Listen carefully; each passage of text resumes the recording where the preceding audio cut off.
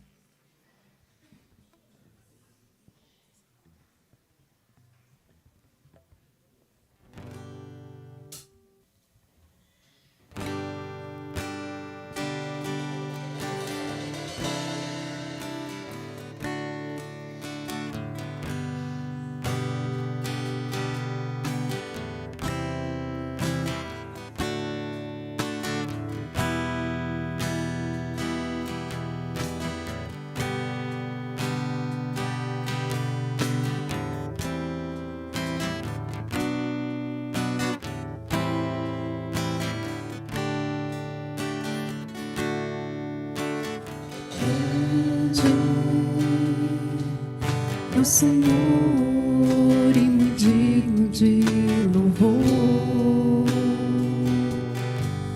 Na cidade do nosso Deus, é santo monte. Alegria de toda a terra.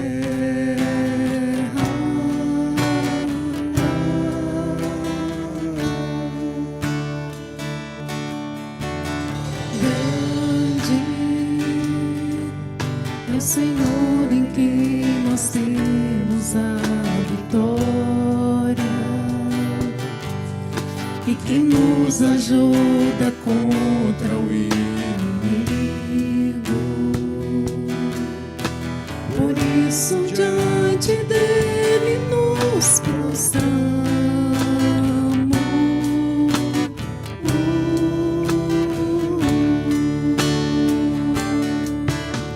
Queremos o teu nome engrandecer e agradecer-te por tua obra em nossas vidas. Confiamos em teu infinito amor, pois só tu és o Deus eterno sobre toda a terra e céus.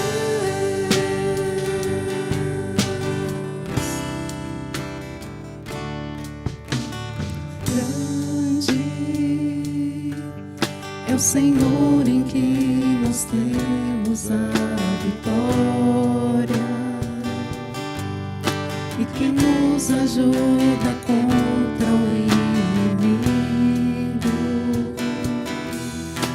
Por isso diante dele nos prostramos.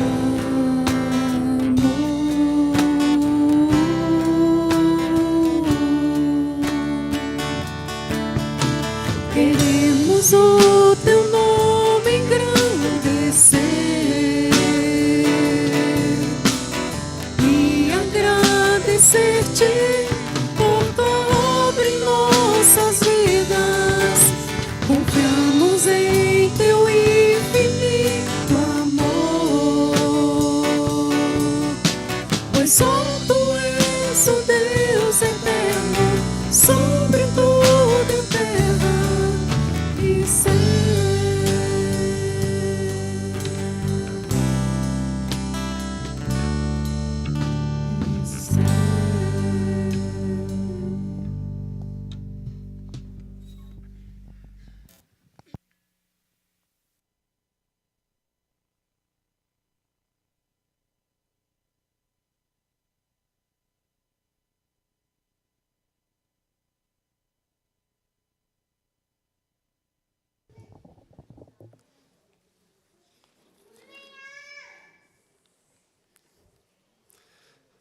Boa noite, meus irmãos.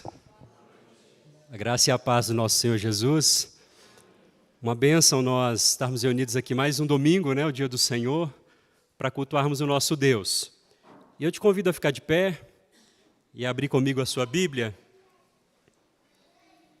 Em Êxodo, capítulo 15, o verso 11.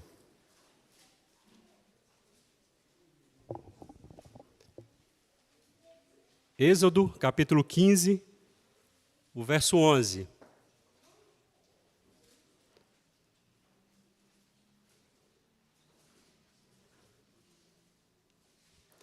Diz assim a palavra do Senhor: Ó Senhor, quem é como tu entre os deuses? Quem é como tu, glorificado em santidade, terrível em feitos gloriosos, que operas maravilhas? Repetindo, meus irmãos: ó Senhor, quem é como tu entre os deuses? Quem é como tu, glorificado em santidade, terrível em feitos gloriosos, que operas maravilhas? Meus irmãos, Moisés aqui, após atravessar o Mar Vermelho, Deus abrir, né, o mar, ele atravessar em terra seca, ele canta, ele junta o povo, né, e faz um cântico ao Senhor, e nesse cântico ele diz isso aqui, ele reconhece, né, realmente Deus como um Deus incomparável, como Deus que não tem outro Deus, né, que se compara ao nosso Deus. Ele é único, o único Deus, o Deus verdadeiro, incomparável. É um Deus santo, né, um Deus glorioso em santidade, um Deus poderoso em seus feitos. Moisés havia passado o mar, né, o mar havia se aberto diante deles, né, e eles passaram em terra seca. Né. Então, Moisés aqui canta ao Senhor, celebrando, né, mesmo a grandeza desse Deus, o poder grandioso desse Deus. E é um Deus que age com poder e majestade. Ou seja, é um Deus soberano sobre a história daquele povo, sobre a nossa história. E nós estamos aqui nessa noite, né, convocados, né, pela palavra do Senhor a adorar esse Deus. Nós somos convocados, meus irmãos, a adorar, a cultuar, a celebrar mesmo esse Deus maravilhoso que Moisés celebra aqui após a passagem pelo Mar Vermelho. Então, que possamos, nessa noite, né, atender a essa convocação, adorando, celebrando o nosso Deus, com alegria no nosso coração, com satisfação no nosso coração, porque é um privilégio, meus irmãos, estarmos aqui como povo de Deus, como igreja, reunidos para cultuar o nosso Deus. E nós não viemos aqui porque nós simplesmente quisermos vir, né? Mas porque Deus realmente operou no nosso coração, Deus realmente traz motivação no nosso coração em vir à tua casa para cultuá-lo. Vamos entoar, nesse momento, o hino 311, né, em louvor, em adoração ao nosso Deus.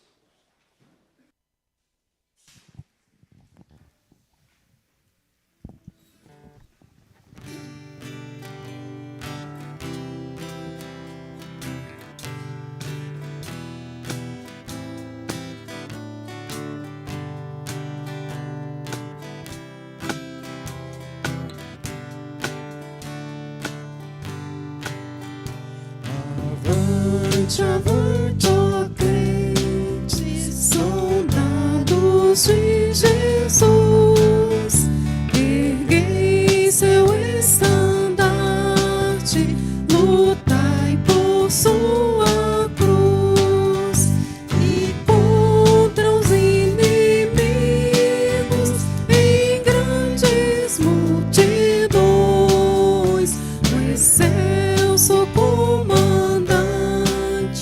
dirige os batalhões. Avante, avante, ó crentes, por Cristo pelejai, vesti sua armadura, em seu poder marchar, no posto sempre achados, velando em oração, em meio dos perigos, seguindo o capitão.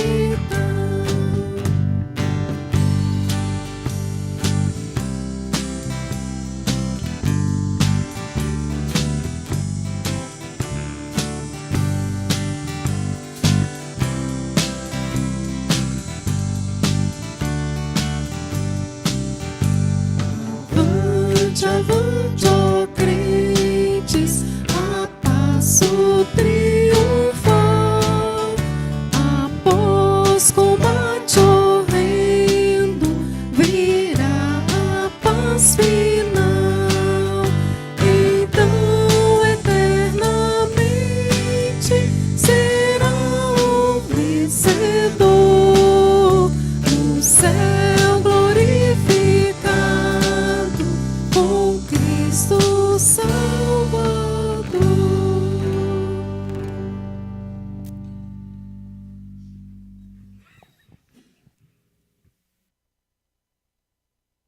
Te bendizemos nessa noite, por estarmos aqui na Tua casa, Deus, como igreja, como povo do Senhor.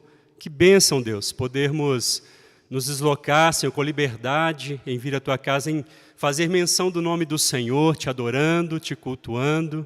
Deus, muito obrigado, Deus. Obrigado por todas as Tuas bênçãos sobre nós. E nós, Deus, como Moisés, Pai, nesse texto que nós lemos, ele reconhece, ele celebra, Deus, a Tua grandeza, a grandeza dos Teus feitos, a Tua santidade, o Teu poder. Deus, nós também queremos celebrar nessa noite, Deus, a grandeza do Senhor, ó Pai. O Senhor é o nosso Deus, nós nos alegramos na Tua presença nessa noite, nós nos alegramos em estar na Tua casa, Pai, que bênção. Deus, que privilégio, Senhor, nós temos, ó Deus, de estarmos aqui nessa noite, Deus. Obrigado por cada irmão, por cada família aqui nessa noite. Deus, e nós queremos mesmo celebrar o Teu nome, adorar ao Senhor, ó Deus. Nos resta mesmo, Pai, Te adorar, Senhor. Não há outro além do Senhor, o Senhor é o único, o Senhor é o Todo-Poderoso, o grande Deus que nós servimos, ó Deus, que opera grandes milagres, grandes maravilhas, que, Deus, realmente são grandes os Teus feitos, ó Pai. E se nós estamos aqui nessa noite, Pai, é porque o Senhor tem sido grande na nossa vida, Deus. Obrigado, obrigado pela obra maravilhosa de Cristo, alcançando as nossas vidas, ó Deus. Muito obrigado, Deus. Te louvamos, Te bendizemos nessa noite, Pai. Amém, Senhor, amém. Podeis sentar, meus irmãos. Abra comigo a sua Bíblia mais uma vez. Livro do profeta Isaías, capítulo 55.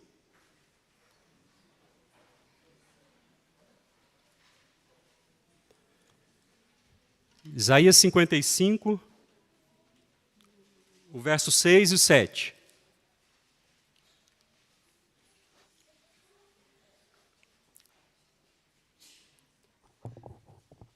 Diz assim a palavra do Senhor: buscai o Senhor enquanto se pode achar, invocai-o enquanto está perto. Deixe o perverso o seu caminho, o iníquo os seus pensamentos. Converta-se ao Senhor, que se compadecerá dele, e volte-se para o nosso Deus, porque é rico em perdoar. Podemos ler todos juntos, meus irmãos, os 6 e 7? Buscai o Senhor enquanto está perto. Deixe o perverso o seu caminho, o iníquo os seus pensamentos. Converta-se ao Senhor, que se compadecerá dele, e volte-se para o nosso Deus, porque é rico em perdoar.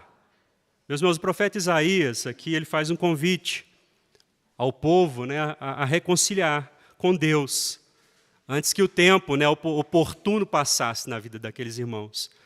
Isaías apresenta aqui um tempo oportuno, né, de buscar a Deus, de invocá-lo, e buscar um Deus que é rico em perdoar. Um Deus que tem prazer na misericórdia, como diz a sua palavra. Meus irmãos, e quando Isaías fala que Deus é rico em perdoar, não quer dizer que Deus somente perdoa, mas que Ele o faz abundantemente, ou seja, Deus nos perdoa com abundância.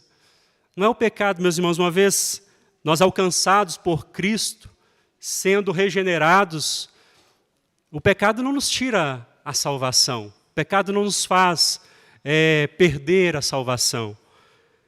E nós temos então aqui o profeta Isaías nos mostrando que Deus ele é rico em perdoar. Ou seja, abundantemente Deus nos perdoa, meus irmãos. E agora nós temos um momento em nosso culto em que nós confessamos nossos pecados, onde nós fazemos uma análise, uma autoanálise. E nós temos essa oportunidade nesse momento. Feche seus olhos, curva a sua cabeça. Faça uma análise da sua semana, né, dos seus pecados, pecados que você cometeu, né, contrário aí, agindo, falando, pensando, contrário à palavra de Deus, aquilo que você tem aprendido.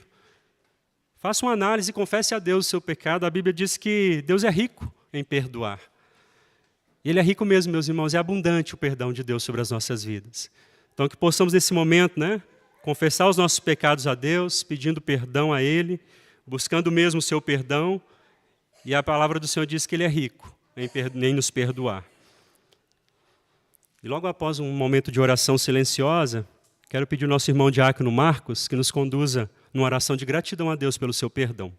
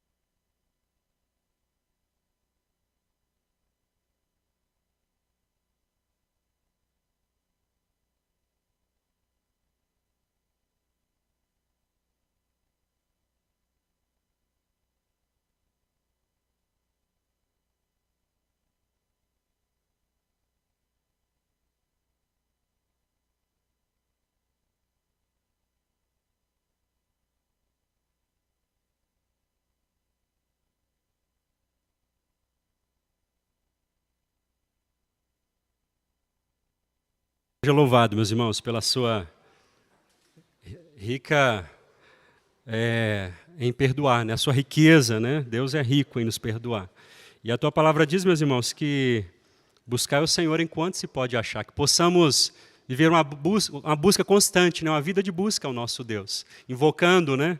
Buscando em todo o nosso modo de viver, em nossa vida diária, né? Realmente buscando o nosso Deus, que é um tempo oportuno que nós temos de buscar o nosso Deus. Vamos colocar de pé, meus irmãos?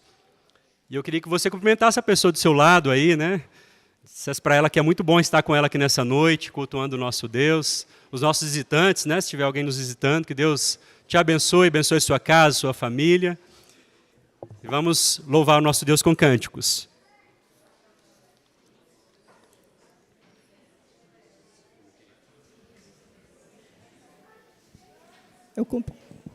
Eu cumprimento os irmãos com a paz do Senhor, amém? Vamos continuar adorando o nosso Deus por quem Ele é, porque Ele nos deu o Senhor Jesus, e por isso nós podemos estar aqui para adorá-lo livremente.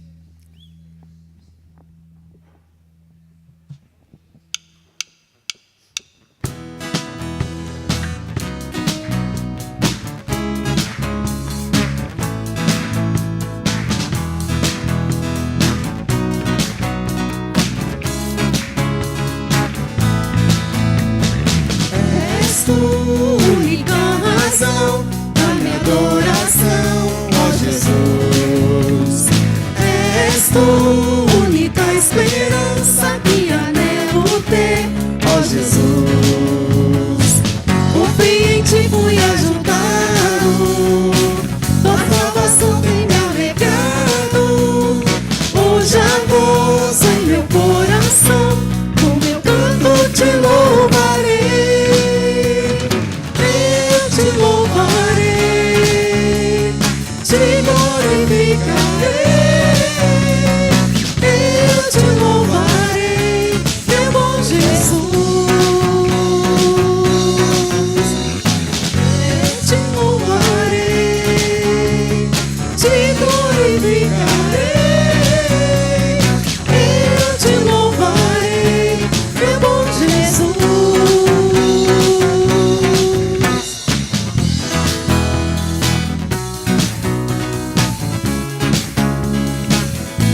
És tu.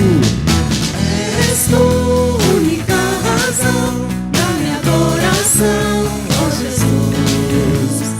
És tu, única esperança que anelo ter, ó Jesus.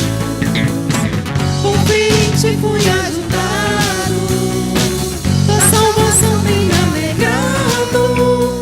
Hoje há gozo em meu coração, com meu canto te louvarei, eu te louvarei, te glorificarei, eu te louvarei, meu bom Jesus. Eu te louvarei, te glorificarei, eu te louvarei, meu bom Jesus.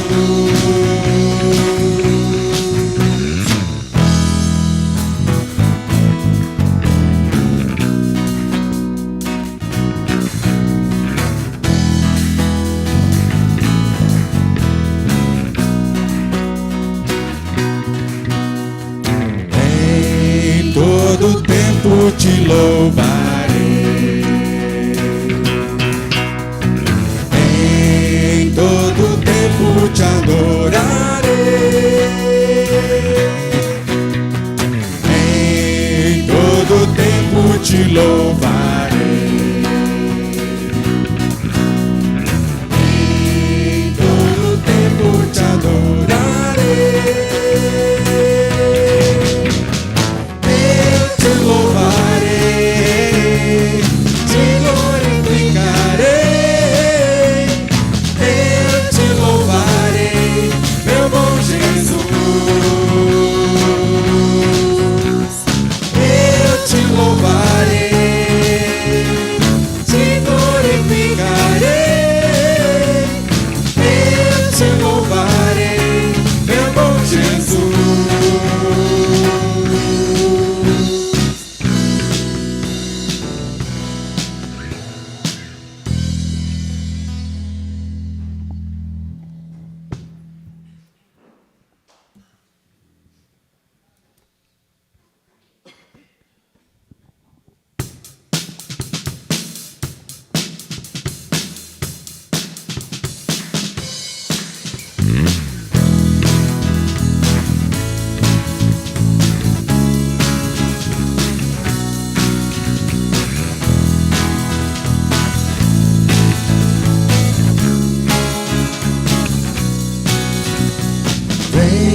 Vem me salvar, me ajuda a caminhar. Te espero, vem me livrar, me ampara com teu amor que nunca vai me deixar. Eu sei que não me esquecerá, jamais me abandonará. Os meus pés estão sobre a rocha que me sustentará eternamente. Não vacilarei,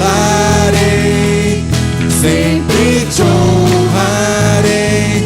Confio em ti e sempre confiarei.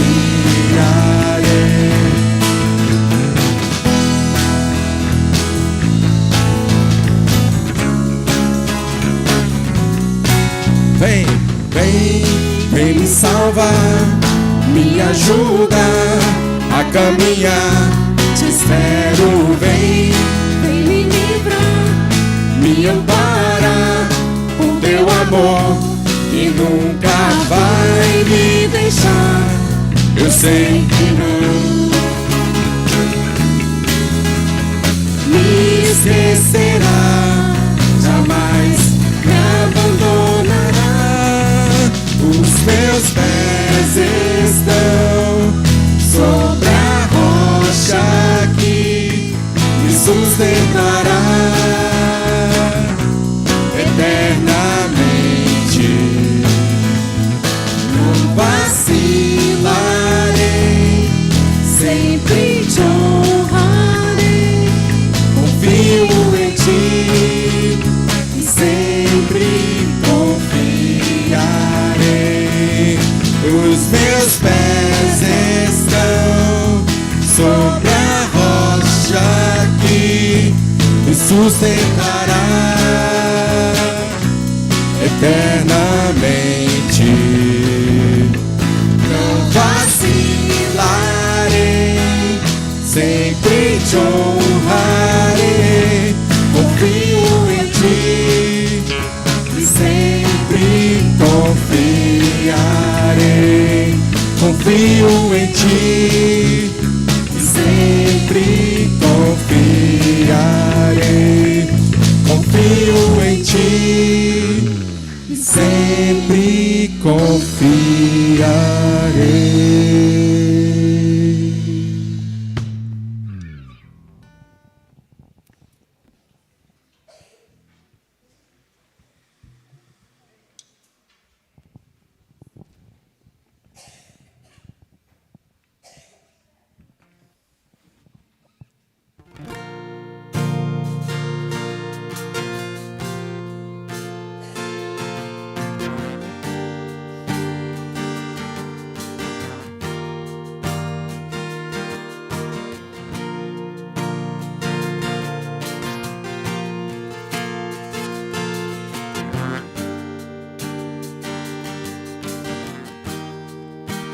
O que tenho a não ser tanto amor, teu olhar, esse mundo vai passar, mas tua verdade ficará. Jesus, eu só tenho a ti esperança para mim. Se estou triste, minha fé está em ti. Tua mão sustenta o céu e sustenta o meu viver. Teu amor me guiará até o fim.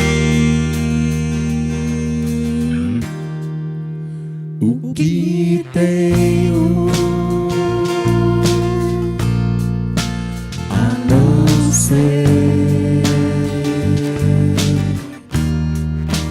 tanto amor em teu olhar, esse mundo vai passar, mas tua verdade ficará.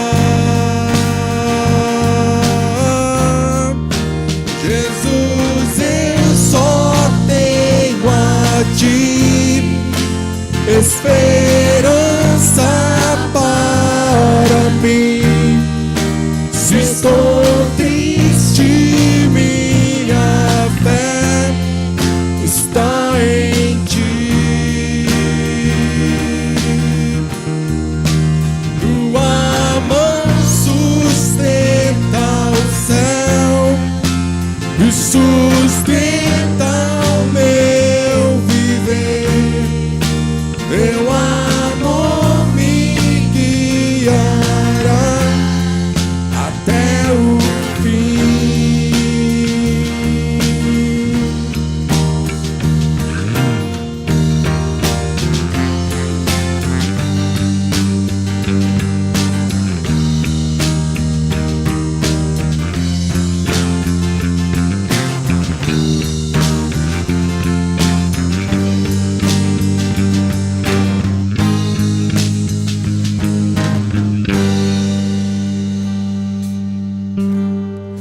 Jesus, eu só tenho a ti esperança para mim.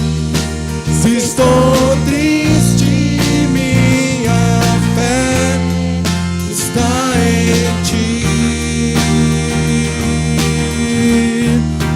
Tua mão sustenta o céu e sustenta o meu viver.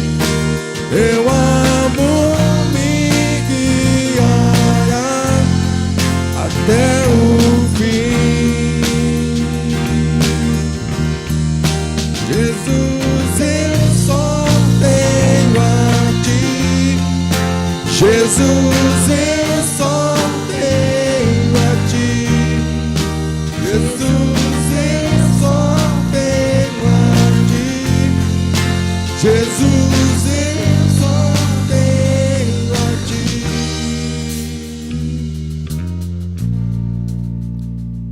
Obrigado, Pai querido, porque o Senhor é o nosso Deus. O Senhor, ó Pai, é o motivo do nosso louvor. O Senhor é o motivo, ó Pai, da nossa alegria. Obrigado, Senhor, por Jesus, porque através dele, ó Pai, nós temos a salvação. E por isso, Pai, nós podemos nos alegrar, independente, ó Pai, das circunstâncias. Que o Senhor, ó Pai, continue nos abençoando, nos fortalecendo, nos sustentando, ó Pai. Obrigado porque a nossa confiança está no Senhor, ó Pai, de que o Senhor nos sustentará, ó Pai, até o fim. Continua, Senhor, falando aos nossos corações, através da palavra que será ministrada, ó Pai, em nome de Jesus. Amém.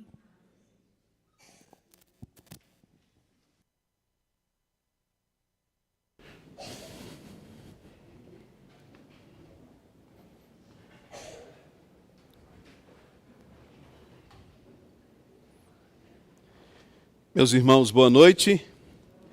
A graça e a paz do nosso Senhor e Salvador Jesus Cristo estejam com todos. As crianças descerão agora com o presbítero Reginaldo para o culto infantil. Ele já está à porta da igreja. Enquanto isso, você que está aqui no templo permanecerá aqui. Abra sua Bíblia em Colossenses capítulo 3, versículos 20 e 21. Colossenses capítulo 3, versículos 20 e 21. Ô Rafa, se puder aumentar essa fonte aí, o tio já não consegue ler bem daqui não, sabe? Por favor. Diz assim a palavra de Deus. Colossenses capítulo 3, versículos 20 e 21. Filhos, em tudo obedecei a vossos pais, pois fazê-lo é grato diante do Senhor. Pais, não irriteis os vossos filhos, para que não fiquem desanimados. Curve sua cabeça, oremos ao Senhor, falemos com Ele em oração. Pai, nesta noite nós bendizemos o Teu nome, louvamos o Teu nome, e agora queremos ouvir o que o Senhor tem a nos dizer por meio desses 2 versículos que lemos. Fale conosco, abra o nosso entendimento para que possamos compreender o que Sua palavra diz. Nos dê a iluminação necessária para isso, nos ensine, nos instrua. Amém. Meus irmãos, nós vamos prosseguir na exposição de Colossenses, como temos feito. Reiniciamos agora, no mês de de maio, no mês de abril, nós paramos e falamos sobre a Páscoa. E hoje nós vamos falar sobre esses 2 versículos. E preparando esse sermão, eu me lembrava que há quase 23 anos atrás eu começava a namorar com a Thalita. Há quase 23 anos. E logo que começamos a namorar, nós começamos a planejar como seria a nossa família. Nós conversávamos sobre essas coisas. E lembro da gente falar, nosso primeiro filho se chamaria Pedro. E a gente ficava conversando como seria, né? E naquela época, a gente não era instruído não recebíamos a instrução como recebemos hoje. A gente tinha em mente aquela família margarina. Se você já viu aqueles comerciais de margarina, né? Você sabe bem do que eu estou dizendo. Aquela família linda, perfeita, maravilhosa, onde ninguém tem pecado, tampouco os conflitos aparecem. Mas aquele desenho que vinha na nossa cabeça, que conversávamos, os nossos planos, era um plano de uma família ideal. E quando nos casamos, nos deparamos com uma família real. A realidade é que uma família é composta por pessoas caídas, por pecadores. Semana passada o pastor falou sobre esposa, sobre marido, sobre casamento, e a mesma coisa sobre filhos. Nós imaginamos e planejamos que os nossos filhos vão ser lindos, maravilhosos, e de fato lindos são, né? Eles nascem sempre belos, mas nascem pecadores, caídos, e é no seio da família, é nesse ambiente que o pecado se manifesta primeiramente. Eu quero te lembrar que o pecado começou no Éden, entrou no mundo por meio de um casal. E o primeiro homicídio registrado na Bíblia surgiu de uma família. No seio de uma família, um irmão matou o outro.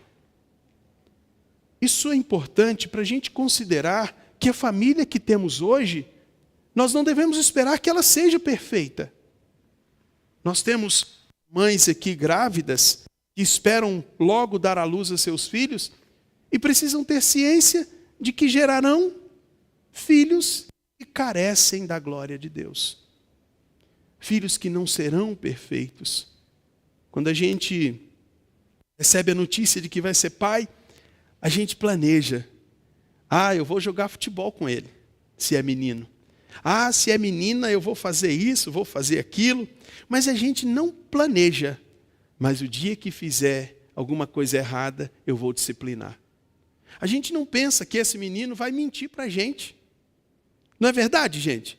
Eu, nos meus 4 filhos, lá para o segundo, depois do segundo é que eu fui pensar. Falei, lá vem mais um filho e mais um pecador nesse mundo. A gente não espera por isso, a gente não planeja isso. A gente só imagina que vai ser só coisa boa. E não é. São pecadores reunidos debaixo de um mesmo teto. E se tem uma coisa que nos expõe e mostra a realidade nossa, são os nossos filhos. A gente às vezes olha e fala assim, vixe, mas eu sei de onde vem isso aí, tá? Eu sei de onde vem essa inclinação, eu sei de onde vem essa personalidade, eu sei de onde vem esse pecado. Mas eu quero te lembrar que a sociedade tal como está, só está assim por causa das famílias.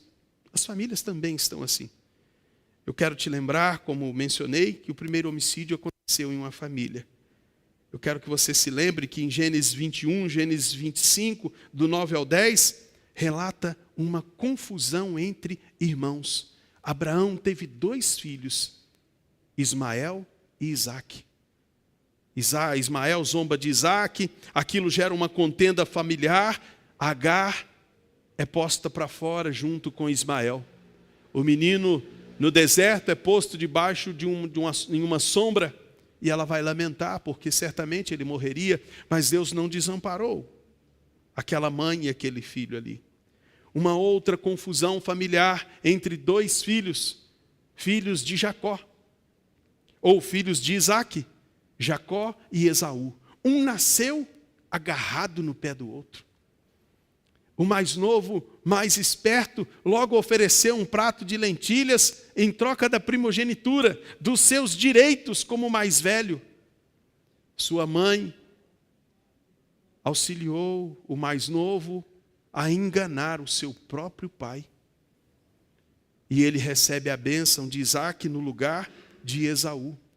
E tem que sair correndo, fugindo para a casa de Labão.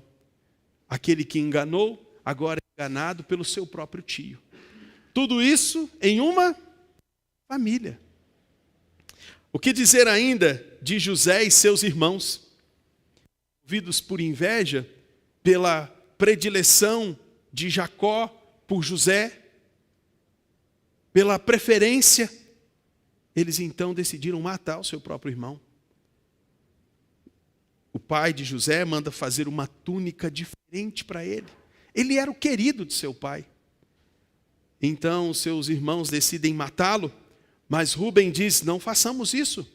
Vem aí alguém que está levando algumas coisas para o Egito, vamos vender esse nosso irmão para ele. Tiram ele da cisterna, vendem então para o Egito, e lá se foi o irmão. Tudo isso em uma família. Mas eu quero te lembrar ainda o que aconteceu com Absalão e Davi. Absalão, indignado com a omissão de seu pai, que não puniu, que foi omisso com relação à questão do incesto familiar. Amnon possui Tamar e Davi não toma uma atitude dura. Absalão então mata o seu irmão. Posteriormente, Absalão planeja tomar o trono de seu pai. E Davi tem seu filho morto. Absalão morre. O que dizer ainda de Eli e seus filhos em 1 Samuel, nos capítulos 2 a 4?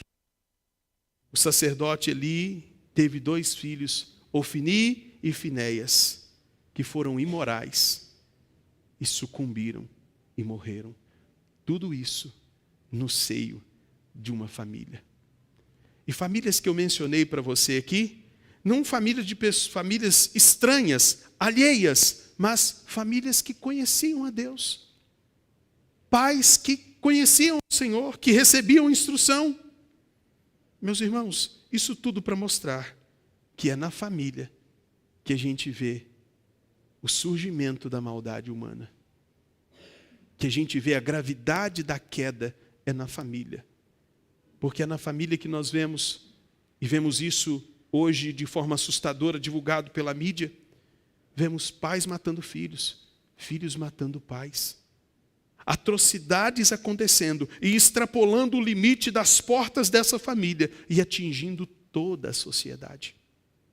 Por isso a necessidade de se refletir seriamente sobre a condição de nossas famílias. Essa semana eu li uma frase que eu achei interessante. Não adianta colocar nome bíblico nos meninos, é preciso ensiná-los. Está cheio de Pedro, Lucas, João, Samuel na cadeia. Eu ri, mas infelizmente é verdade. É mais do que colocar nome bíblico, é instruir. E aqui nesse texto, o que Paulo está trazendo, e esse texto, a carta de Colossenses foi escrita pelo apóstolo Paulo, e foi escrita com o propósito de fortalecer a fé dos cristãos que estavam em Colossos, e rebater as heresias que rondavam aquela igreja. A igreja de Colossos era assediada por heresias, pessoas estavam ali sempre ensinando coisas que não deveriam ensinar, contrário à palavra de Deus. E o que Paulo vem fazendo, e faz isso de forma maravilhosa, no capítulo 1 ele deixa já isso claro, eu quero que você volte os olhos comigo, capítulo 1 de Colossenses. Ele nos libertou do império das trevas, versículo 13, e nos transportou para o reino do Filho do seu amor, no qual temos a redenção, a remissão dos pecados. Este é a imagem do Deus invisível, o primogênito de toda a criação, pois nele foram criadas todas as coisas nos céus e na terra, as visíveis e invisíveis, sejam tronos, sejam soberanias, quer principados, quer potestades.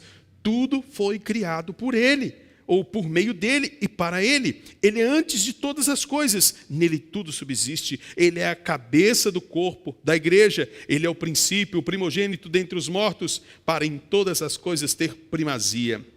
Porque aprove a Deus que nele residisse, melhor dizendo, toda a plenitude, e que, havendo feito a paz pelo sangue da sua cruz, por meio dele reconciliasse consigo mesmo todas as coisas, quer sobre a terra, quer sobre os céus, E a vós outros também, que outrora éreis estranhos e inimigos do entendimento pelas vossas obras malignas, agora, porém, vos reconciliou no corpo da sua carne, mediante a sua morte, para apresentar-vos perante ele, santos e culpáveis e irrepreensíveis. Se é que permaneceis na fé, alicerçados e firmes, não vos deixando afastar da esperança do evangelho que ouvistes, que foi pregado a toda criatura debaixo do céu, e do qual eu, Paulo, me tornei ministro.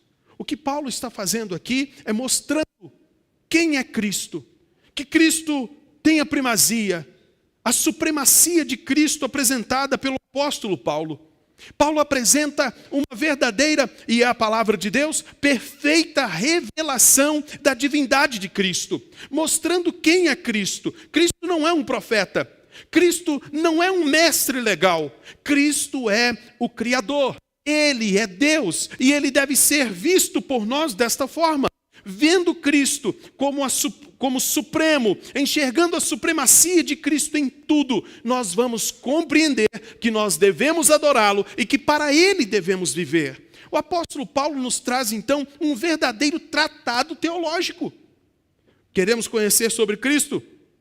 Essa parte que Paulo escreve, descreve perfeitamente Cristo. Ele é o Criador.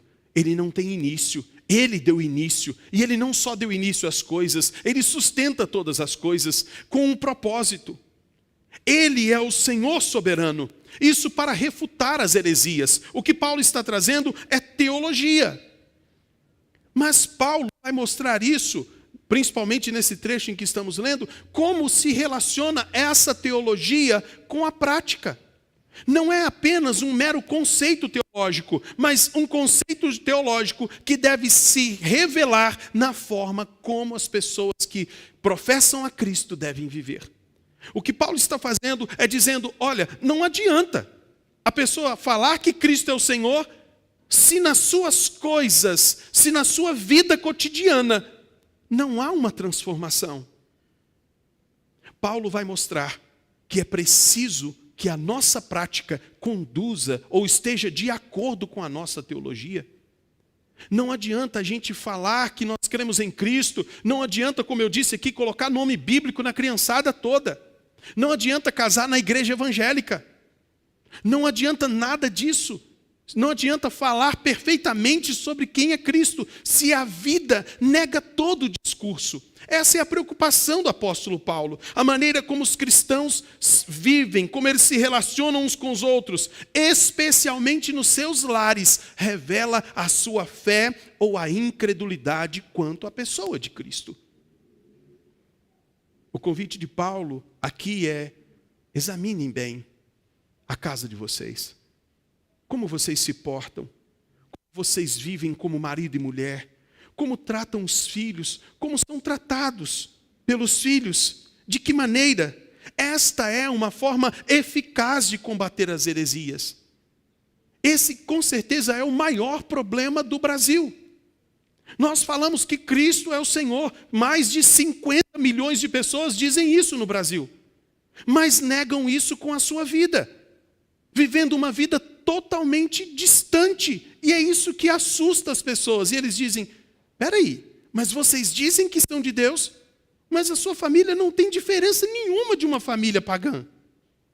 A família que você diz que serve a Deus, que levanta a mão, que canta para o Senhor no culto, é a mesma família que tampa de palavrão dentro de casa, onde panela voa, onde a polícia chega. Não pode ser assim. É isso que o apóstolo Paulo está ensinando. A vida de vocês, cotidiana, deve refletir a fé de vocês, a teologia de vocês, em que vocês acreditam. Caso contrário, o discurso não fará muito sentido.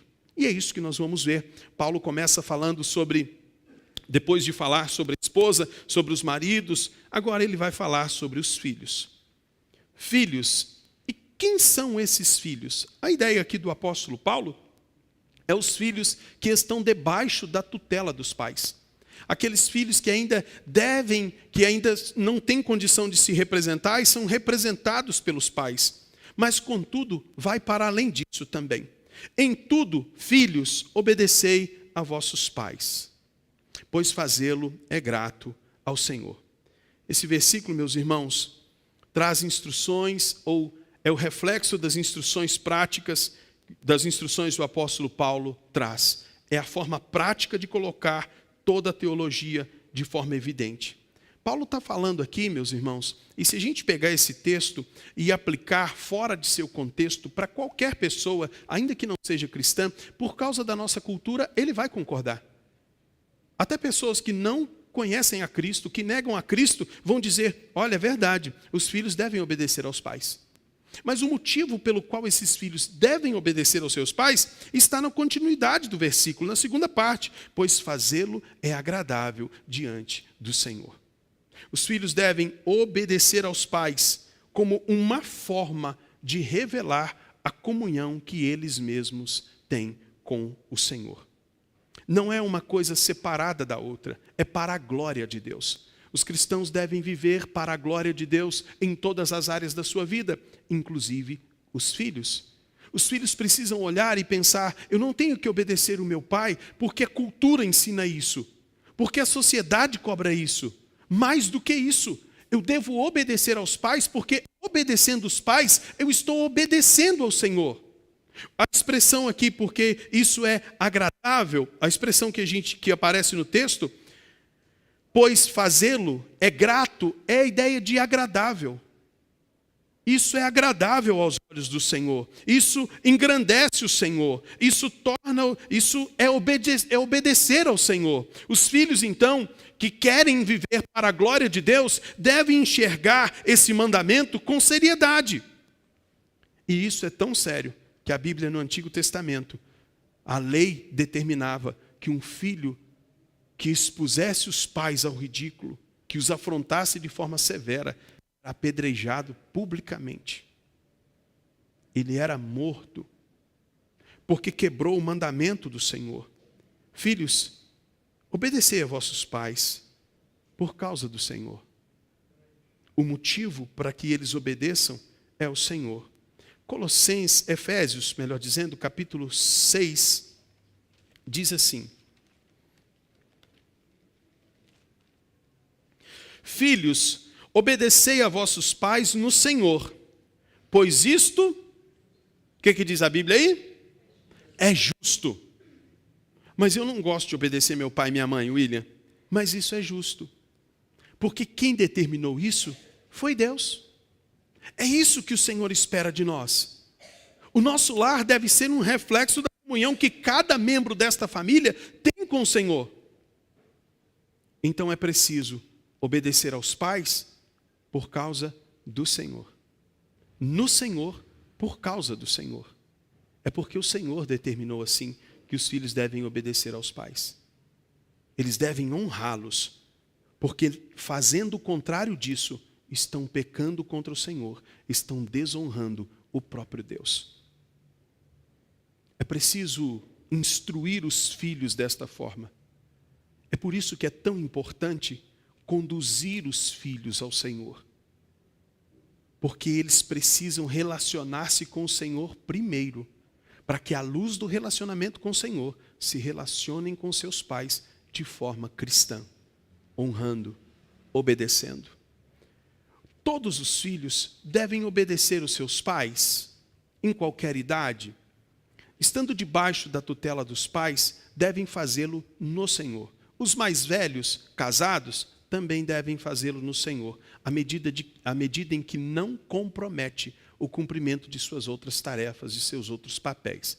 Por exemplo, às vezes você vai almoçar na casa da sua mãe e ela diz, meu filho, fique para o almoço.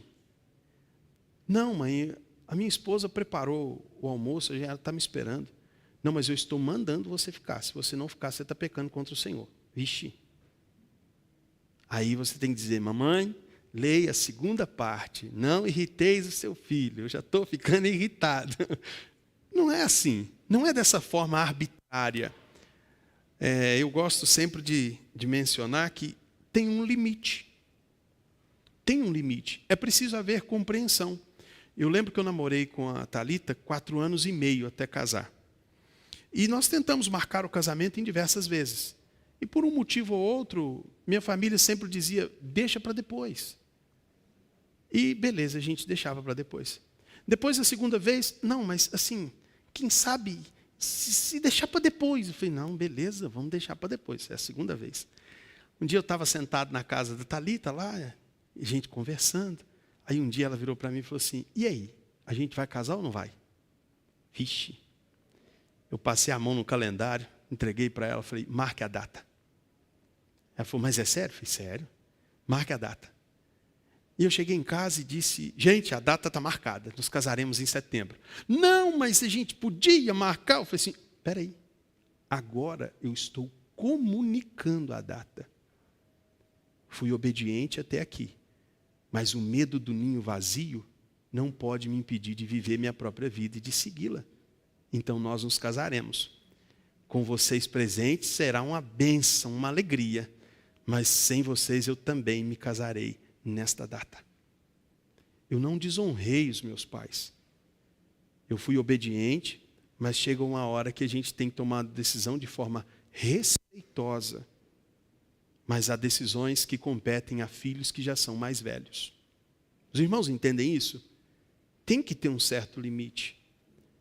A gente tem que impor limites, mesmo já sendo filhos casados, filhos maduros, contudo, nunca esquecendo de honrá-los, nunca esquecendo de respeitá-los, tendo a consciência de que devemos fazer isso por causa do Senhor. O Senhor assim institui. E é fruto desse relacionamento. Se você não ama o seu irmão que você vê, como vai amar a Deus que você não vê? Qual o relacionamento, qual a relação disso, William? Se a gente não honra o pai e a mãe que a gente vê, que nos deu comida, nos deu proteção, nos deu abrigo, nos deu educação, como vamos honrar a Deus que a gente não vê? É preciso pensar sobre isso. É preciso pensar, meus queridos jovens que aqui estão, que a idade, que a juventude, que a adolescência não lhes dá o menor direito de afrontá-los, de desrespeitá-los. A minha mãe está aqui hoje no culto e a gente aproveita para confessar algumas coisas, né? Eu me lembro de namorar com a Thalita e a gente tinha hora para sair da casa dela e eu tinha um despertador maravilhoso chamado Paulo, meu cunhado. Era 10h20 que eu tinha que sair, era 10h10 o Paulo começava, vamos arrumar a cama para dormir, né, gente? Eu já entendia que era a hora, mas eu também tinha a hora de chegar na minha casa, era 10h40. E eu mostrei para os meninos outro dia, a caminhada que eu fazia, correndo, para chegar em casa 10h40, para não atrasar, porque foi o horário que a minha mãe determinou. E isso eu já trabalhava, tinha carteira assinada e era maior de idade. Mas não me impedia e não me dava a liberdade de desonrar minha mãe. Mas mãe, peço licença para contar o que aconteceu com quem desonrou uma vez. Somos 2 lá em casa. Meu irmão namorava num bairro mais distante um pouquinho. O horário dele de chegar era 11 horas. E minha mãe, o Alisson, 11h05. Parei para comer um hambúrguer. O Alisson, 11h10. Estava batendo um papo com um amigo. E ela disse, um dia eu te busco. E eu chegava e tomava um café e ia dormir, porque eu tinha que trabalhar no outro dia. De repente eu já estava dormindo, 11h15, 11h20. Minha mãe bate no pé e diz, levanta, tira o carro, porque hoje eu busco seu irmão. E eu pensei em avisar, mas não tinha jeito, ela não deixou. Ela entrou no carro e foi para o banco de trás. E eu logo vi a má intenção. Quando passei na praça, lá estava ele, eu buzinei e esperei um pouquinho depois da praça. Sabe aquele negócio de irmão para ajudar? Para não ficar feio na praça? E eu entrei, buzinei e ele veio e entrou no carro. Só que ele não viu a minha mãe. Gente, pensa numa corrida que eu dei para ele apanhar menos. Eu dirigindo e ele apanhando. Não estou brincando, depois vocês perguntam ela ali fora como é que foi. Eu dirigindo e ele apanhando. Porque lá em casa tinha regra, limite. E ele estava desonrando, desobedecendo. Eu não estou dizendo que você tem que entrar no banco de trás do carro para fazer isso com seu filho. Mas é preciso impor para os adolescentes que o fato de mudar de voz, de ter que já comprar um presto-barba para tirar os bigodinhos, não lhes dá direito de desonrar. Enquanto estiverem debaixo da sua tutela, lhe devem obediência. Tem que chegar na sua casa no horário que você determinou para chegar. Não pode alterar a voz com o pai e com a mãe. Você é o pai e a mãe. Você tem que impor esse limite. E eu brinco com os adolescentes que fez 18 anos, só muda uma coisa: pode ser preso. O resto é a mesma coisa. Então é preciso honrar o pai e a mãe e encarar isso com seriedade. E eu confesso para vocês que eu só fui enxergar isso quando Cristo me alcançou. Quando Cristo me alcançou e eu parei de tomar uns tapas da minha mãe igual meu irmão tomava, quando eu acho que a última vez que eu tomei, eu tinha 11 anos. Porque primeiro que ela avisava 3 vezes, eu parava na segunda. Eu falei, bobo, vou parar na segunda que eu não sofro as consequências na terceira. Mas quando Cristo me alcançou, eu falei, não, gente, é isso que a Bíblia diz. Eu não posso fazer desse jeito. Por isso que eu corria a cidade, atravessava a cidade correndo, para não dar motivo para que o nome de Cristo não fosse envergonhado. É preciso ter isso em mente. Se o filho é alcançado pela graça, se Deus alcançou você, você vai tratar seu pai e sua mãe com obediência, com honra, com respeito. Porque você não sabe tudo que eles passaram para carregar você, para te trazer até aqui. O custo financeiro, o custo emocional, para que você hoje estivesse aqui com 18 anos, com 17, alguns aqui com 16, ou mais novos ainda, você não sabe quanto custou, o quanto sofreram para conduzir você. E eu quero que você entenda para a gente avançar para o próximo versículo. E eu quero perguntar para todos os filhos aqui, numa demanda entre você e seus pais estando de acordo com a Escritura, você acha que Deus estará do lado de quem nessa história? Pense nisso. Quando seu pai e sua mãe determinar alguma coisa, é justo? É o que a Bíblia diz. Está dentro do papel dele, de pai, de mãe, de prover, de proteger? Está. Então, quem está do meu lado aqui agora? Porque Deus está do lado dos meus pais. É preciso pensar sobre isso, jovens. Todos os filhos, nessa demanda, Deus é meu aliado ou Deus é meu inimigo também? Pense nisso. Mas o texto prossegue. E se você que é pai estava aí vibrando, dizendo, fala a Deus, está aí dizendo, meu filho, escutou, né? Agora é hora da gente conversar do lado de cá também. Porque o texto prossegue. Diz assim, pais, não irriteis os vossos filhos, para que não fiquem desanimados. Após exortar os filhos à obediência, Paulo direciona agora a sua atenção para os pais, dando a eles instruções valiosas. Pais, não irriteis os vossos filhos. O que seria esse irritar? O que seria esse provocá-los? A ideia do apóstolo Paulo aqui é que os pais não exerçam uma autoridade autoritária, arbitrária, sem princípios bíblicos, de forma dura e rude, impondo aos seus filhos e se valendo disso para manipulá-los, conduzi-los como um fantoche. Não é porque vocês são pais, é isso que Paulo está dizendo, lembre-se que vocês também são pais no Senhor. Vocês devem exercer essa função de pai e de mãe à luz do que a Escritura diz. Não é de forma arbitrária, não é porque você é pai e mãe que você pode fazer com seu filho o que você quer, que você pode mandar ele fazer o que quiser, o que você bem entende. Não, não é isso. Não façam isso, não exerçam essa autoridade de forma irresponsável, para que eles não fiquem desanimados. Os pais precisam ter a consciência do papel que exercem na caminhada, porque a ideia de desanimados é que eles não guardem mágoa, que eles não fiquem amargurados, que eles não fiquem prostrados com o peso de uma autoridade tão contrária à Escritura. Para que eles não fiquem desanimados, para que a caminhada deles não seja pesada. Vocês precisam conduzi-los nesta caminhada, mas conduzi-los de forma sábia. Não é de qualquer jeito. E é instruindo é instruindo os pais instruindo os filhos. É de forma a revelar para os filhos o relacionamento que você tem com Deus. E eu quero que você pense que os filhos devem aprender a obedecer com os pais. Não adianta a gente dizer para o filho: obedeça, a obediência é valiosa. Quem obedece ganha presente de Deus. Mas se ele olha para você e vê alguém que desobedece ao Senhor, alguém que não é exemplo de obediência, alguém que vive a ignorar Deus, é preciso pensar que você está instruindo os seus filhos e eles estão de olho em você o tempo todo. E a forma como nós iremos conduzi-los vai refletir na fé deles. Eles precisam olhar e dizer: quem está dizendo para eu não fazer isso? Quem é que está dizendo?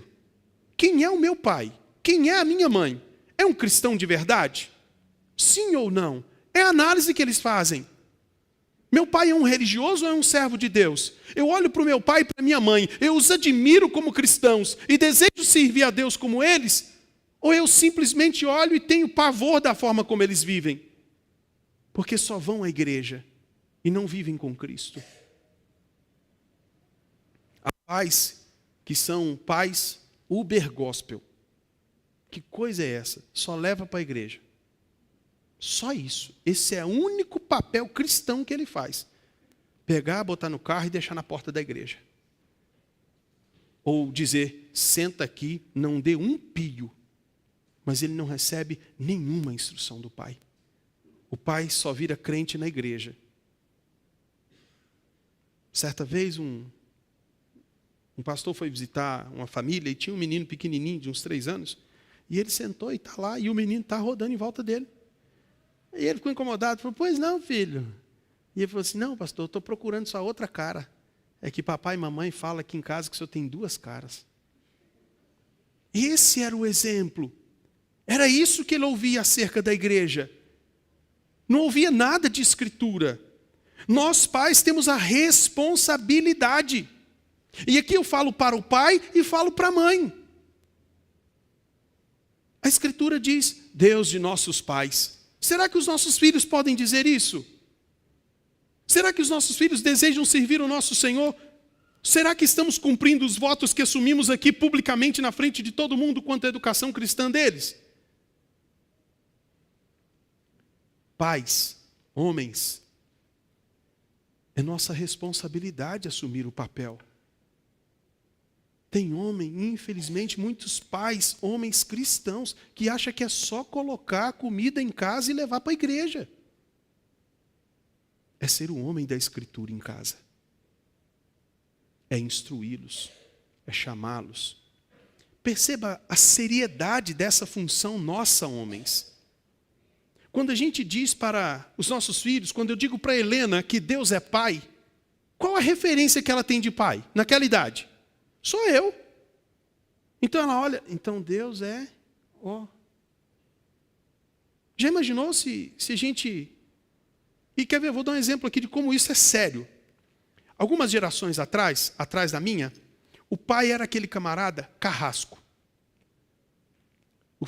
O pai chegava em casa, o filho tremia, apanhava de cabresto de cavalo. Os irmãos mais velhos aí sabem mais ou menos como é que era.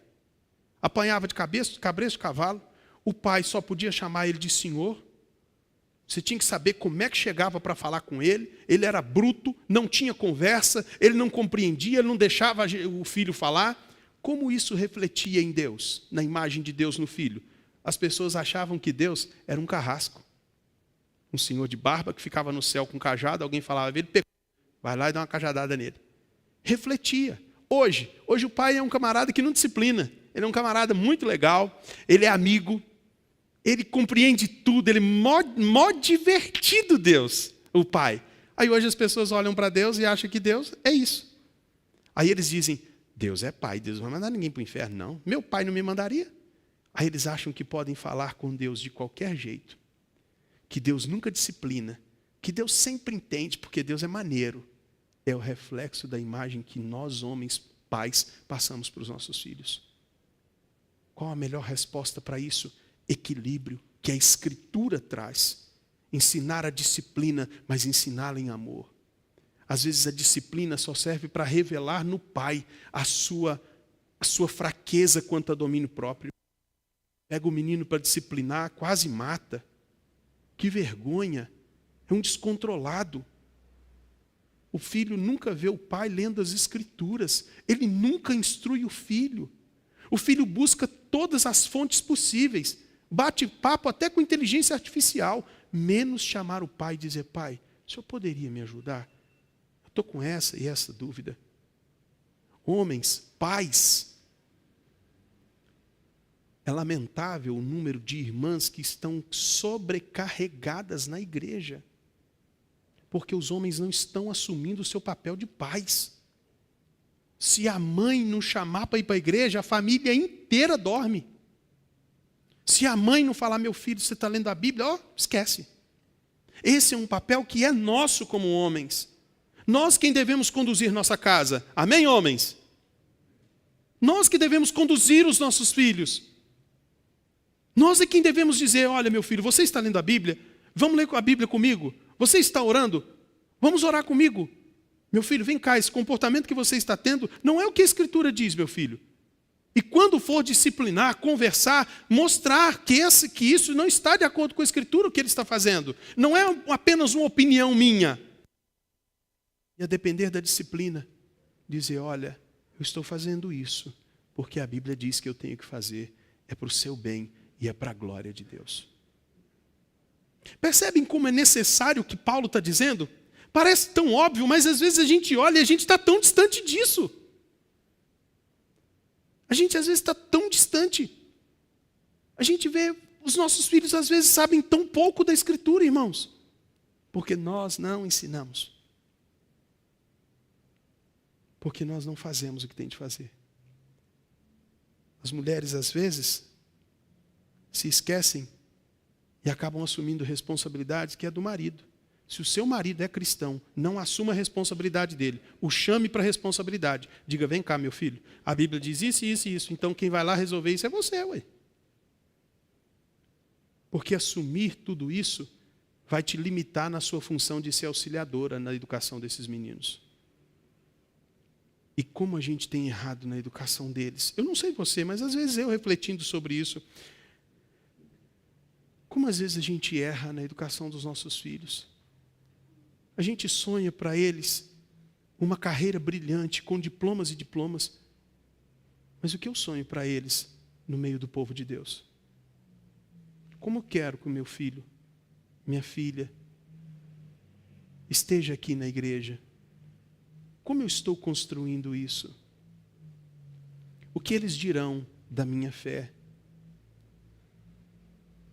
Eu sei que às vezes é difícil. Se tem uma coisa que nós pais temos, é a frustração. Nós nos frustramos com nós mesmos, porque muitas vezes não conseguimos fazer o básico.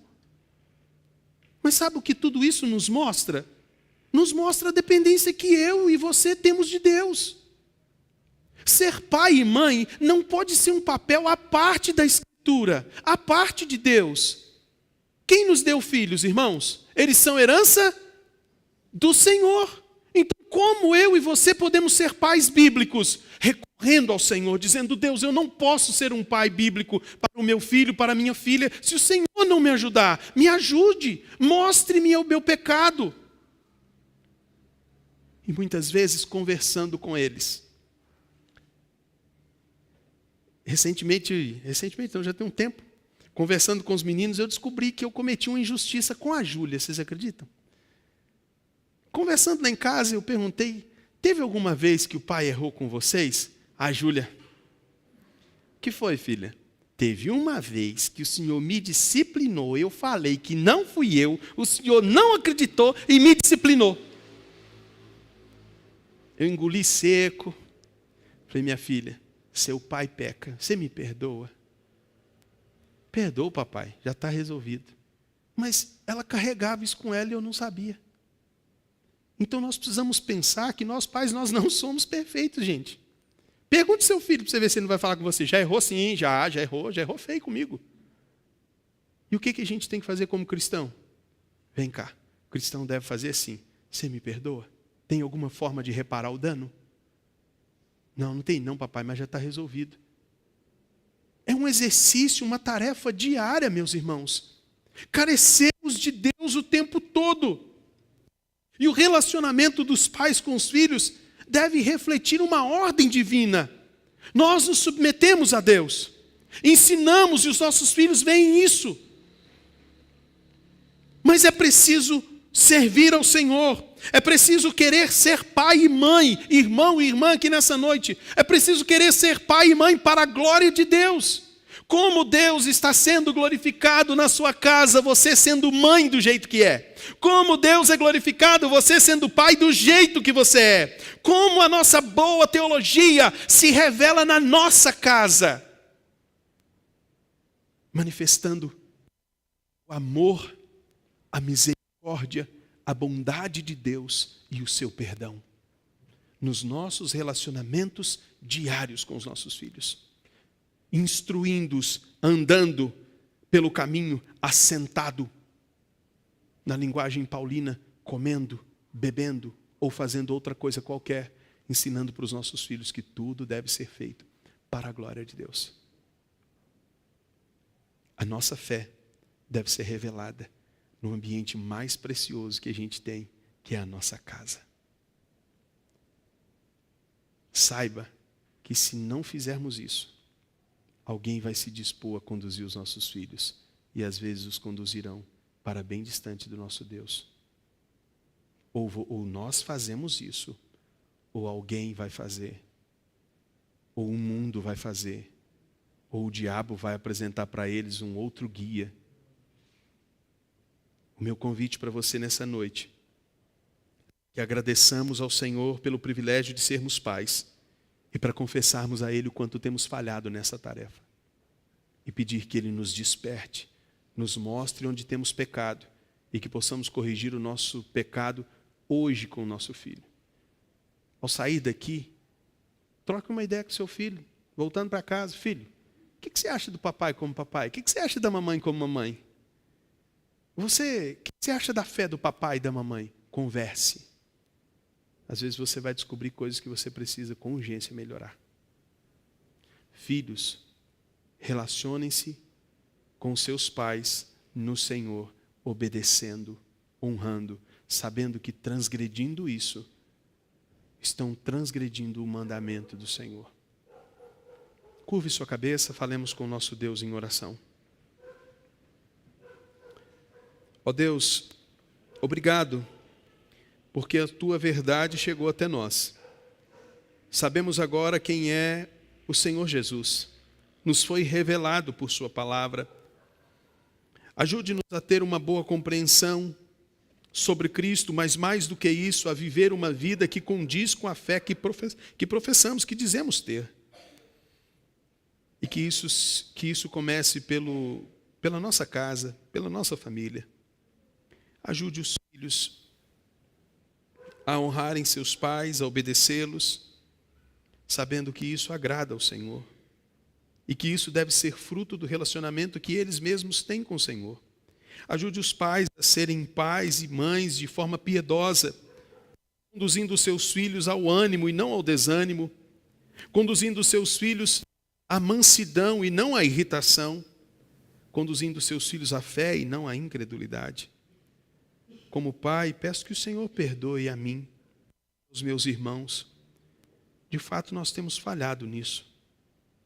Desperta-nos para o culto doméstico, desperte-nos para o discipulado dos nossos filhos, desperte-nos para a disciplina em amor, para a instrução segundo a Sua palavra, para que possamos ter o privilégio de daqui a alguns anos ver os nossos filhos servindo ao Senhor, instruindo, ensinando na igreja, glorificando o Teu nome, fazendo qualquer coisa para a glória do Teu nome. Amém. Meus irmãos, que o Senhor vos abençoe, que o Senhor nos conduza para os nossos lares em paz e em segurança, e que Ele nos faça abrir os olhos e enxergar as necessidades da nossa família para que ela glorifique ao Senhor. Quem achou que ia pedir o Uber só 9 horas, pode mandar mensagem, já acabou. Deus abençoe, bom domingo.